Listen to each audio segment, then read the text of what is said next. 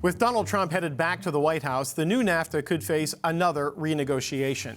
And Ontario Premier Doug Ford thinks it's an opportunity to cut Mexico loose. Here's why.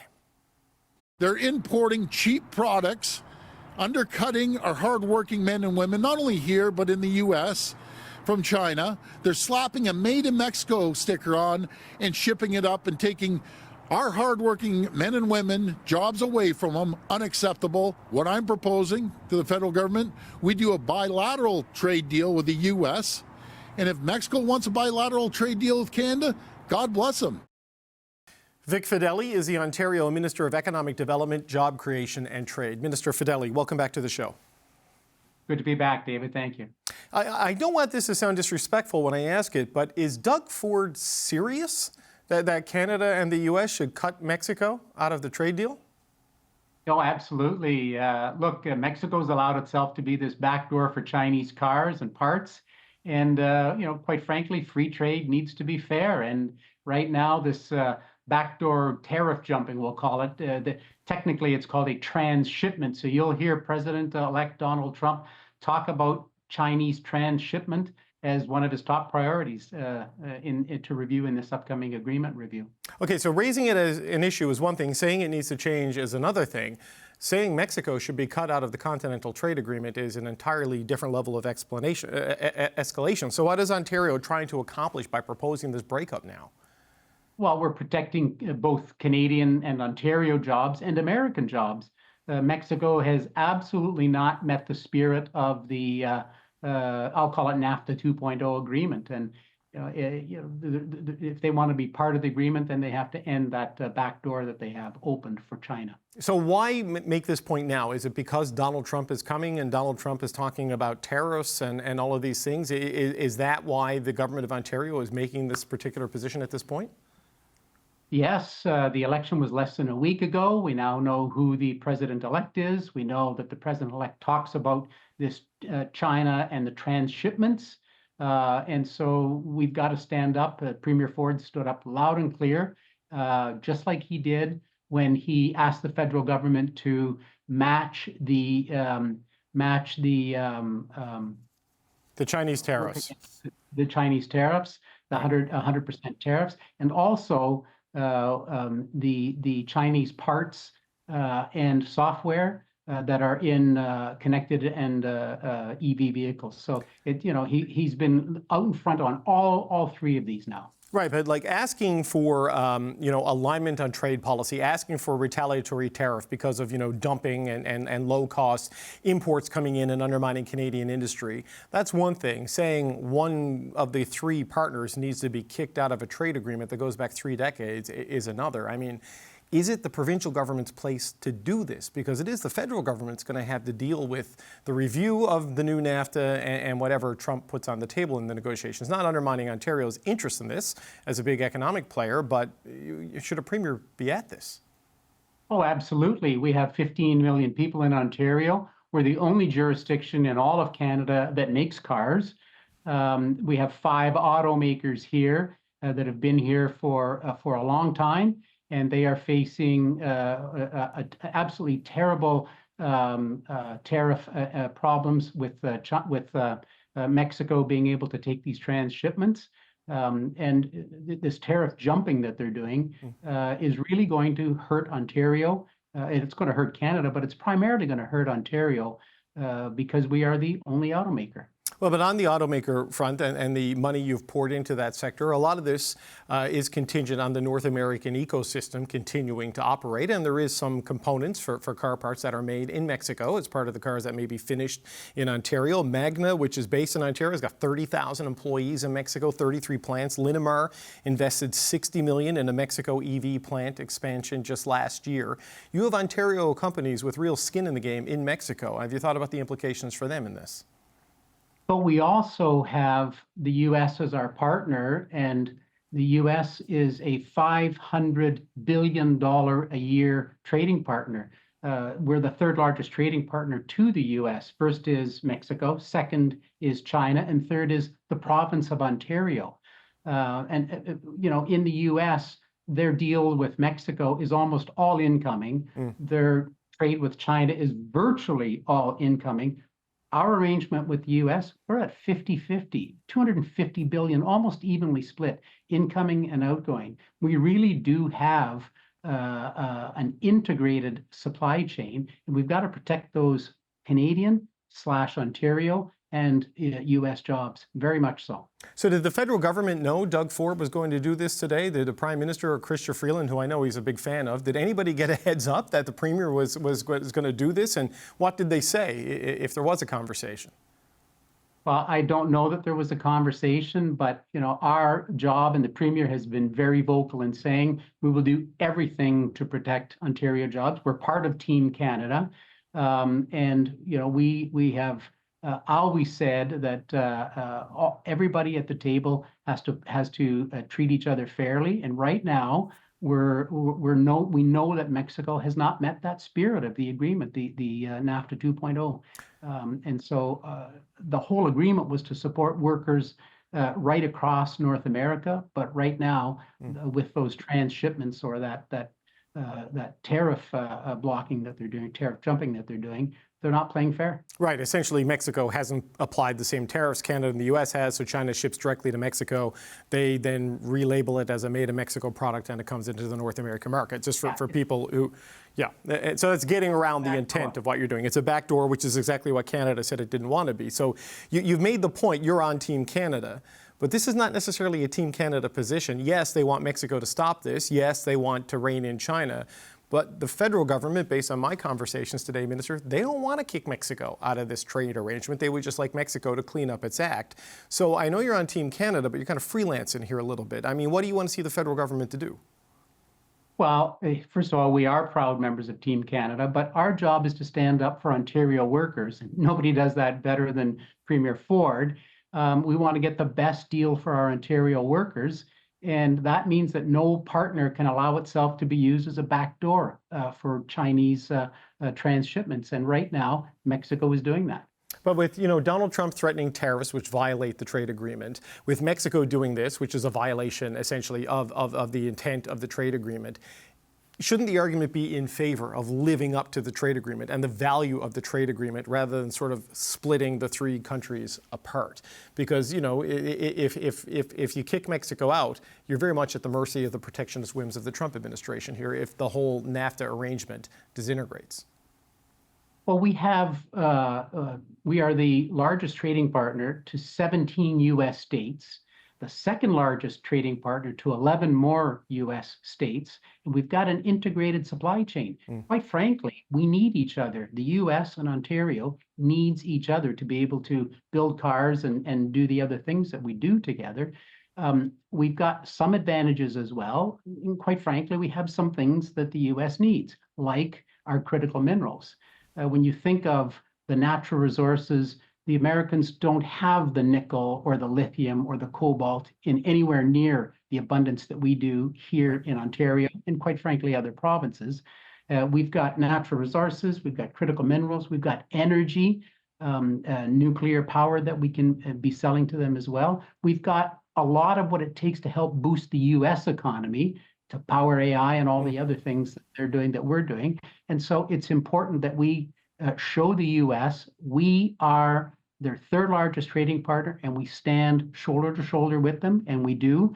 We ask the federal government to put the to match the U.S. tariffs on China, and also to ban the Chinese software in EVs and connected vehicles. This is leadership. This is what we're saying to the U.S.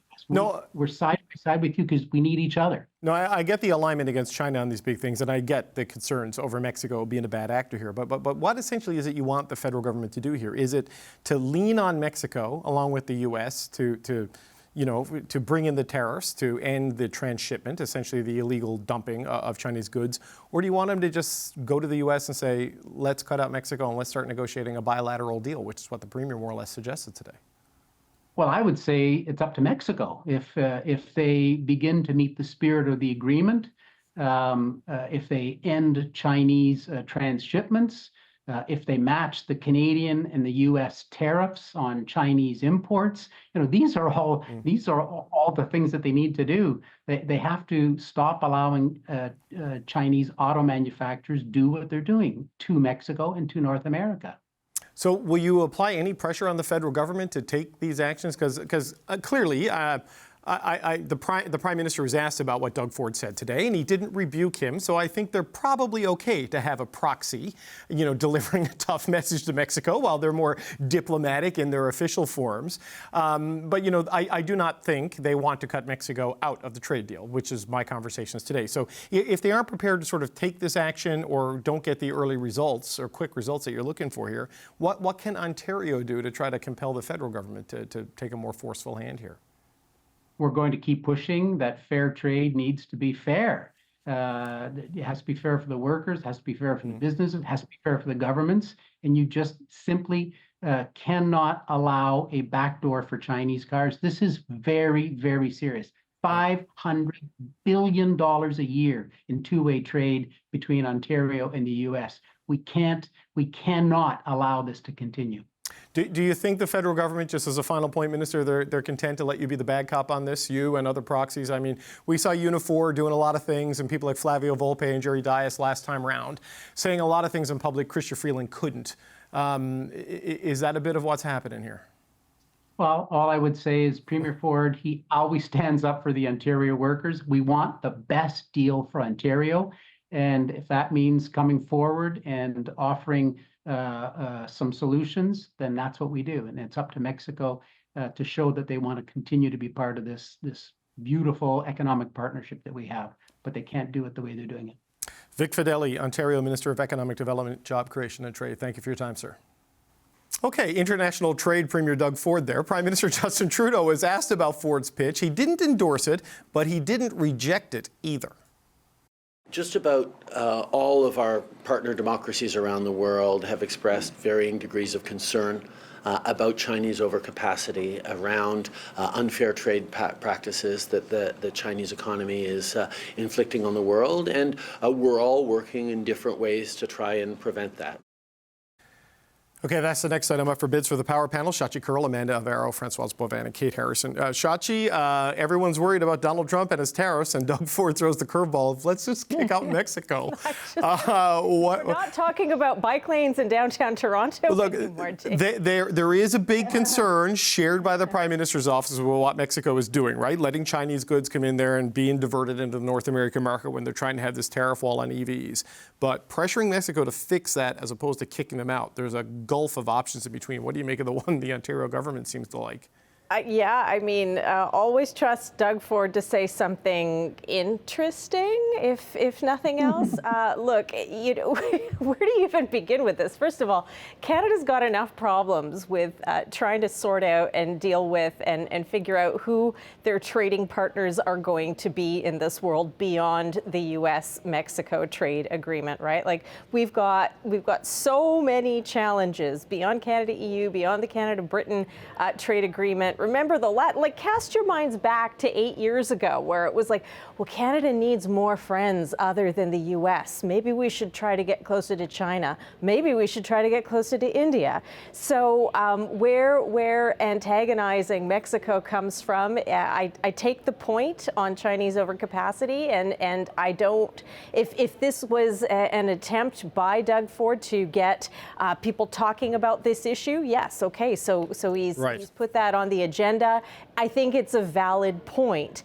Good luck getting the American purchasing public to say, oh yes, we don't want cheaper goods flowing in from Mexico anymore. I think that is a much tougher sell. It's an interesting point to make. I think, though, politically and from the domestic politics aspect of this, I wrote about this in my column in The Citizen a couple of days ago, the notion that this time around we're going to have some sort of Team Canada approach to dealing with Washington Washington or indeed dealing with Mexico City, I think it's just not existent because the domestic politics of Canada have changed so much. The Trudeau government is in such a weaker place politically to call on people across the spectrum.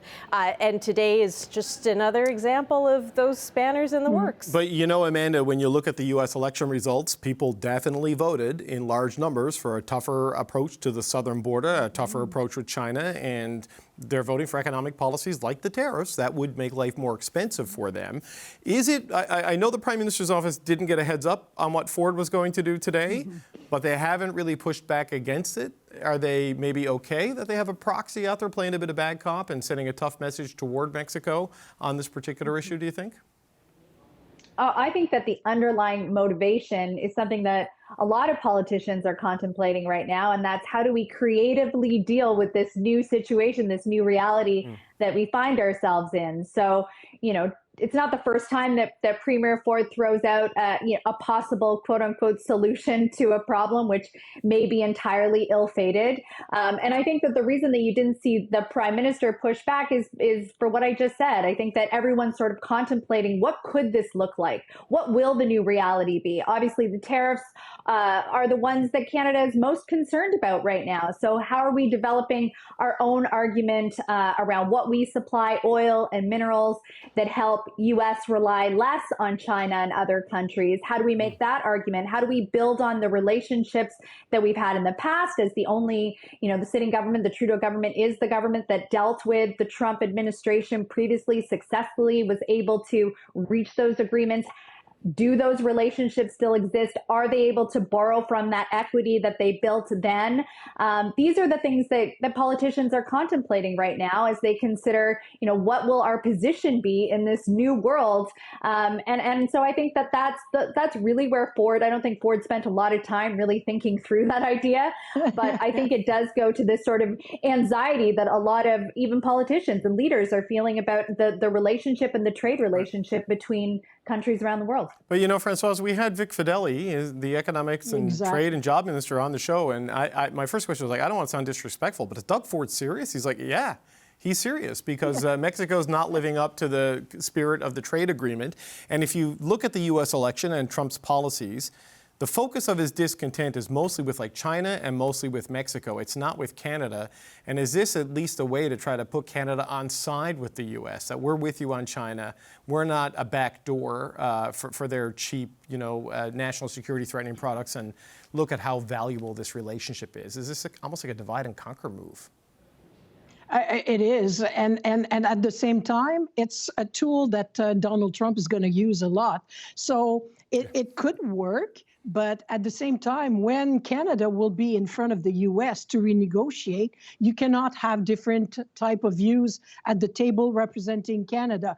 But the way I took the comments of Premier Ford was more, isn't he supposed to maybe go into a snap election at some point in time? I had a feeling that he was talking not so much to the U.S. as much as the people that were behind him, lined up, which were workers, auto workers, and the speech was, look, I'm there for you guys, and that's the type of language that also Donald Trump liked. So, but my only caveat would be, just be careful that your whole kitchen is clean, because you cannot send this message, but then we go, hey, oops, this company, isn't it Chinese kind of, because you asked the minister some great questions. This is true for automobile, but is it true of other type of economy or things in the economy? So he was not as clear, and he was a bit more skating on that point in time. But basically, Canada better have one voice at the time. And we'll continue having this type of comments as long as we don't have a federal election and a government that is secure in its mandate, because right now anybody can just Trump on Trudeau with no problem. Françoise, I have to say, it's very cynical of you to suggest that the Premier making a bold announcement at a branded podium in front of stakeholders is a sign of any kind of a political motivation. But look, obviously that's a factor. But you know, Ford has been bold on some of the stuff in the past. Kate, it's not a new thing to hear Doug Ford, I'll pick up the truck and go get it myself, as you're saying during vaccines. But on this one, there is a frustration with Mexico. There is a zeroing in on what Mexico is doing there because it is helping China. Mexico has acknowledged that they want to reduce some of its dependence on China.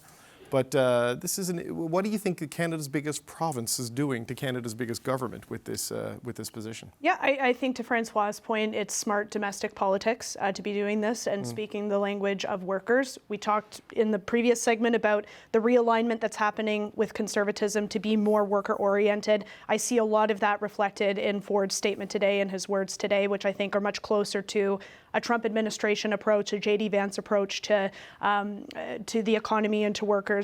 I think Canada and the U.S. have a lot more to share there than they necessarily do with Mexico. I see Conservatives continuing to lead on this. We see Ford getting out there, coming out with that pronouncement today that, maybe took the feds off guard, maybe not. You had the Conservatives federally come out with their anti-Chinese steel dumping proposals before the federal government decided to do the same back in the summer. They had followed the lead of the U.S., and then the Liberals took some time. I would like to see this leadership and proactivity from the federal Liberal government. I'm not seeing that yet. I'm seeing a lot of broad comments like, we're fine, we've done this before, we can do it again. And I think that that's very naive. I don't think that we're dealing with the same administration. We're not dealing with the same goals and perspectives, and yet we're sending in the same team to fight a different battle. And I don't think that that's going to leave Canada on better footing. What could the federal government do right now, though, without knowing, we're starting to get a sense of who the Secretary of State is, who this person is, but Bob Lighthizer was the trade representative last week, according to the Financial Times, until Politico said it was BS. And what can you do without knowing what the full roster is and how to deploy government to government on that? What would you suggest there? Well, I don't know how much can be done in the next 60 days that couldn't have been done over the course of the last several years. And go back to when that Canada-U.S. team was constituted, I think it was earlier this year, with Minister Champagne and Minister Ng. A lot of that work happened, with companies in the U.S., wasn't a whole lot of outreach to Republicans as a part of that initiative. What were we doing to diversify kind of trade, support our resource industries that are going to be very much on the front lines of this trade negotiation and battle? We just turned around last week and said we're going to cap oil and gas emissions. So there's a lot of things that the Liberals could be doing from a policy perspective that would help. But a reactionary approach, a week after the election is not the right one. This is work that probably needed to happen 12, 24 months ago, and they've been asleep at the switch.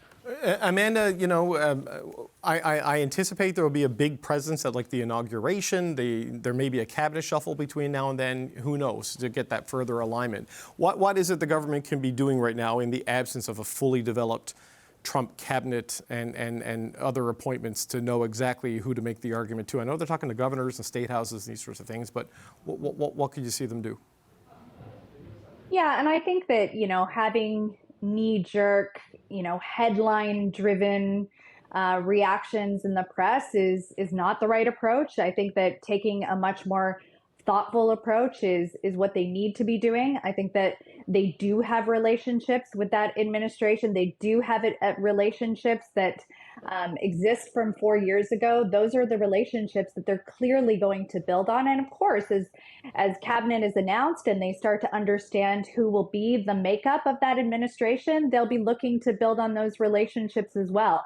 And then in a thoughtful way, I think they're going to start talking about what is Canada's argument. As one of the largest trading partners, as a supplier of oil and minerals, the kind of arguments that help the U.S. see that we can lessen their reliance on China and some of the other countries that they don't want to do business with. Those are the thoughtful arguments that the Canadian government needs to make. But beating their chest and making demands and, I don't think that is the approach that is going to work with Trump or that's going to resonate with the Canadian public as well. Yeah, I have no idea what to expect from this particular Trump administration because all the people who tried to restrain him before are gone and everyone in there now is on board completely. So who knows? But boy, the stakes are big on that one.